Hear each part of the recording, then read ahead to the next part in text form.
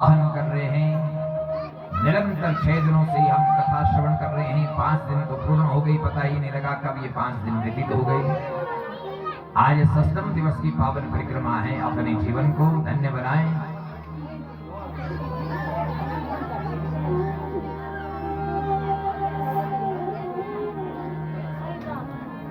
अबाल वृद्ध सज्जनों, आप सबके हृदय पटल पर विराजमान मेरी मां भगवती दुधियाड़ी एवं नारेश्वर भगवान को पुनः बारंबार वंदन। प्रेम से बोलो राधे राधे, और जोर से बोलो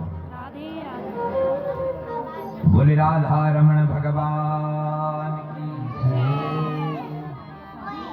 गोवर्धने धृते शैल आसाराद रक्षते प्रजे, गोलोकादाव्रजन् कृष्णं सुरभि शंख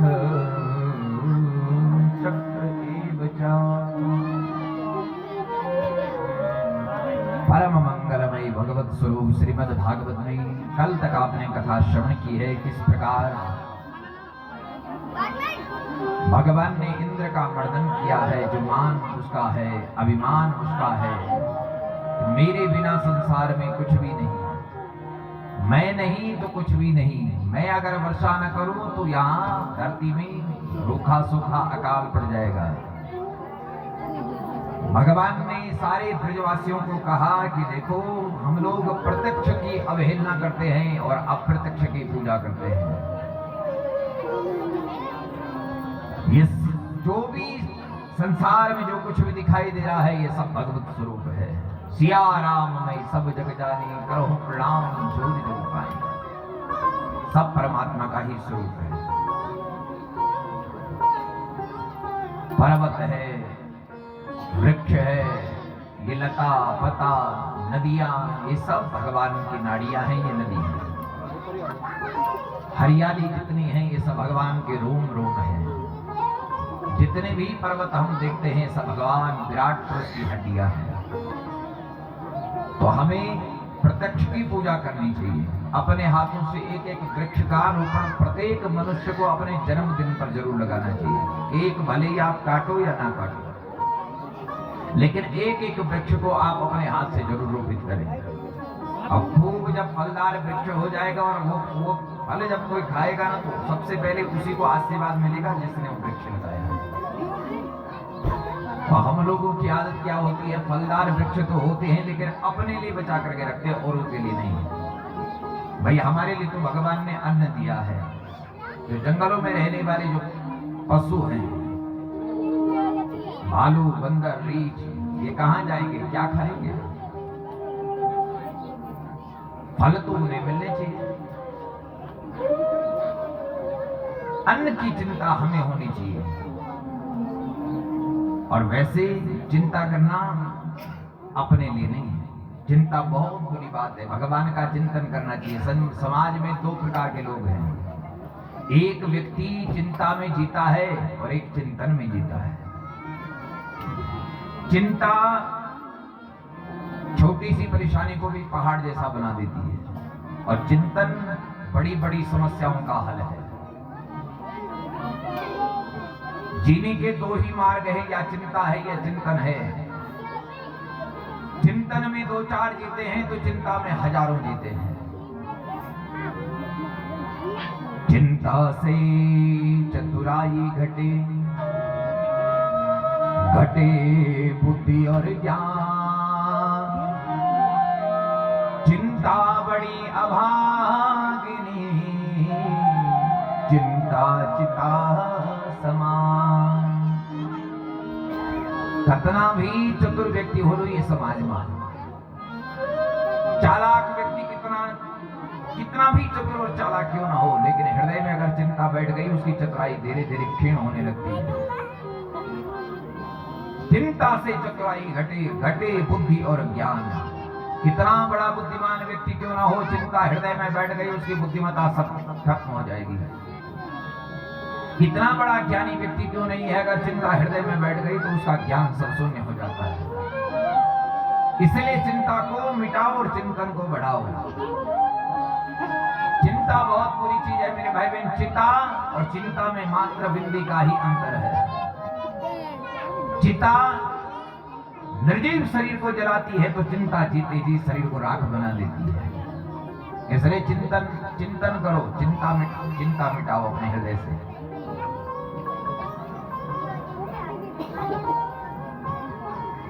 तो भगवान ने कहा ये प्रत्यक्ष जो दिखाई दे रहा है ना संसार में, ये सब भगवान का भगवत स्वरूप है। इसका पालन पोषण अपने हाथों से, जैसे हमारी ये नदियां हैं, अब ये नदी तो निरंतर बह रही है, पर हमारा कर्तव्य क्या है? इस नदी को और स्वच्छ बना करके रखना। हम लोग सबसे ज्यादा गंदगी इन्हीं नदी और नालों में करते हैं, है ना? प्रकृति को दूषित करने वाला आज मानव है, और इसीलिए तो प्रकृति जो है, जब जो प्रकृति से छेड़छाड़ करता है तो एक को दंड नहीं मिलता, हजारों को दंड मिलता है। आपने देखा नहीं कितनी बड़ी आपदा धराली में आई है। धीरे धीरे ये प्रकृति हमें दंड देती है अगर हम प्रकृति के विरुद्ध कुछ भी कर्म करते हैं। तो अपने घर के आंगन को साफ स्वच्छ रखना, अपने नदी और नालों को स्वच्छ रखना, ये पर्यावरण की सुरक्षा के लिए भी ठीक है और हमारे मानवीय जीवन के लिए भी ठीक है। इंद्र को बड़ा अभिमान है कि ब्रजवासी मेरी पूजा करेंगे, लेकिन भगवान ने आज इंद्र का मान मर्दन किया। अभिमान जब जब जीवात्मा के पास आता है तो भगवान अभिमान को मारने के लिए धराधाम पर उतर करके वो तब दंड देते हैं। कालिकनाथ कह रहा था ना कल, न्यायो ही दंड कृत कल विशेष में।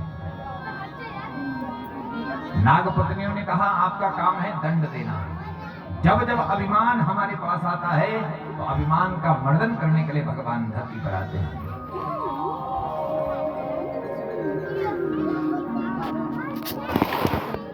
राम नाम को अंक है, सब साधन है सो, अंक गए कुछ हाथ नहीं, अंक रहे 10 गो। एक इकाई के अंक के पीछे शून्य लगता है तो 10 बन जाता है, और एक शून्य लगता है तो 10 गुना 100 बन जाता है। ऐसे शून्य बढ़ते गई, वो अचानक से शून्य को बड़ा अभिमान हुआ कि देखो अगर मैं नहीं होता तो एक की कीमत लाखों में नहीं होती। तो एक ने कहा कोई बात नहीं, मैं तेरे जीवन से निकल जाता हूँ। एक निकल गया तो शून्य ही रह गए। ऐसे हम लोग सोचते हैं कि संसार हमसे चलता है, परिवार हमसे चलता है। तेरे जैसे लाखों आए, लाखों इस माटी में समाए, रहा न नाम निशान रे बंदे, मत करना अभिमान रे। न जाने कितने लोग आए और चले गए, ज्ञानी से ज्ञानी आई, धर्मात्मा से धर्मात्मा आई, धनवान से धनवान आके चले गए। धरती पर एक छत्र राज्य करने वाला जो सिकंदर था, पूरी साम्राज्य पृथ्वी पर उसने एक साम्राज्य राज्य किया। लेकिन अंत समय में अपने सिपाहियों से कहा जब मुझे लेकर के जाओगे तुम शमशान घाट, तो मेरे हाथ बाहर रख करके लोगों को दिखा देना कि पृथ्वी पर एक छत्र राज्य करता था, खाली हाथ जा रहा है।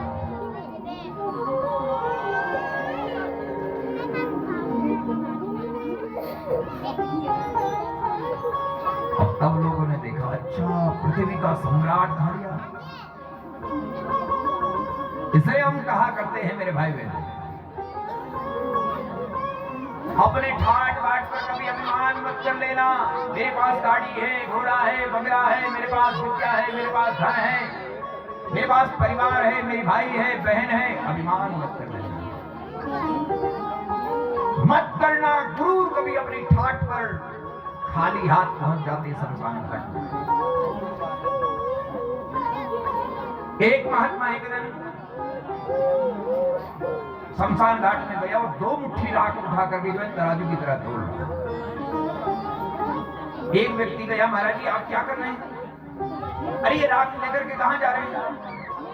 महात्मा ने कहा मैं देखना चाहता हूँ। एक व्यक्ति हमेशा डल्लभ के गद्दे पर सोता था, काजू और बादाम खाता था, एसी और कूलर के पर हवा लेता था, और एक व्यक्ति हाथ की तकिया बना करके सड़क पर सोता था। आज देखूंगा किसमें कितना वजन है। और दोनों की राख उठाई, मुट्ठी भर करके देखा तो वजन बराबर। कहां गए तेरे गाड़ी घोड़े बंगले? कहां गए तेरा वो ठाट बाट? कहां गए तेरा वो पारिवारिक सुख? हे मेरे भाई बहन, जब मंजिल में पहुंचना है ना तो वहां ना कोई गरीब होता है ना कोई अमीर होता है, ना वहां पढ़ा लिखा होता है ना कोई अनपढ़ होता है। वहां एक जैसी सजा मिलती सबको।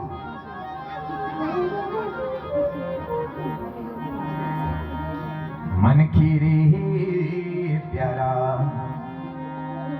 माणी जदों तू ही बात, अरे टुकरी पुंगड़ी ले जान तेरा साथ, जत का कमायो हरी की छुट्टी जान, धर्म की गेड़ पिन तगड़ा ले जान। आगे आगे धर्म जाएगा, पीछे पीछे ये जीवात्मा जाएगा। सूक्ष्म शरीर को साथ लेकर के मन बुद्धि चित्त और अहंकार जब इसके साथ जाएंगे तो कुछ नहीं, ना मकान जाएगा, ना दुकान जाएगा, ना भाई जाएगा, ना परिवार जाएगा। 84 लाख योनि भोगीली, वेद पुराण गुरु वचन सुनीली, स्वर्ग जनिया धरती हमारी, ऋषि मुनियों ने प्यारा इठी तप करी, अरे मन की को चोराब कभी नहीं मिलन, धर्म की गेड़ पिन अपमाली जान। इस संसार में जब हम लोग आते हैं और अभिमान करते हैं मृत्यु परिवार से परिवार, मेरा भाई है, मेरी बहन है, मेरी बेटी है। जब जाएंगे नारी ग्रहे द्वार सखा मसानी देश चितायाम परलोक मार्गे धर्मानुगो गच्छति जीवैका। परिवार के लोग शमशान घाट तक, जितने भी सगे संबंधी हैं शमशान तक, जिस बेटे को जन्म दिया है वो बेटा अग्निदान तक, और तुमने अच्छे कर्म किए हैं तो तुम पहुंच जाओगे भगवान। इसलिए अच्छे कर्म, कर्मणा जायते जंतु कर्मणे विलीयते, सुखम दुखम भयम क्षेम कर्मणैव विपद्यते।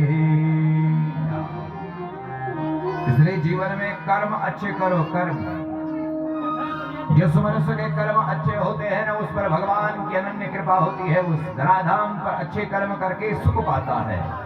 इसलिए अपने जीवन में अच्छे कर्म करो, स्वयं भी और दूसरे को भी प्रेरित करो कि देख भाई जीवन बार बार नहीं मिलने वाला है। अरे हमने पशु की योनि में रहे हैं तो खूब खाया है, दानव बन करके रहे हैं तो खूब पिया है, अब खाने और पीने की बारी नहीं है। राजा परीक्षित को श्राप लगा और खाने और पीने की वजह से भूख और प्यास नहीं लगती तो राजा को श्राप नहीं लगता। इसलिए सुखदेव महामुनि ने पूछा एक बार, कृष्ण कथा से पहले पूछा, हे राजन 3 दिन हुए फिर कथा सुन दे, खाणो खयाल हो तब सुनी कथा। सुखदेव महामुनि की वाणी सुन करके परीक्षित ने कहा, गुरुदेव नैवाति दुस्साक्षुं नाम त्यक्तो तम पिबाधते, पिबन्तं मुखं भोज सुतं हरि कथामृतम्। अगर मैं पानी और खाने के लिए भागता नहीं, दौड़ता नहीं, तो शायद मुझे श्राप नहीं लगता है। आज मेरे जीवन में जो ये श्राप लगा है, जो श्राप मिला है जीवन में, किस लिए मिला है? खाने के लिए तो मिला है ना? खाने के लिए व्यक्ति क्या क्या कर्म नहीं करता, कितनी बुरे कर्म नहीं करता है इस पेट के लिए। चोरी करता है, डाका डालता है, किसी के साथ अन्याय कर लेता है, अत्याचार कर लेता है, किसी के धन को हड़प लेता है, भाई भाई में द्वेष कर लेता है, पिता पुत्र में वैर हो जाता है। किसके लिए? खाने के लिए। इसलिए सावधान।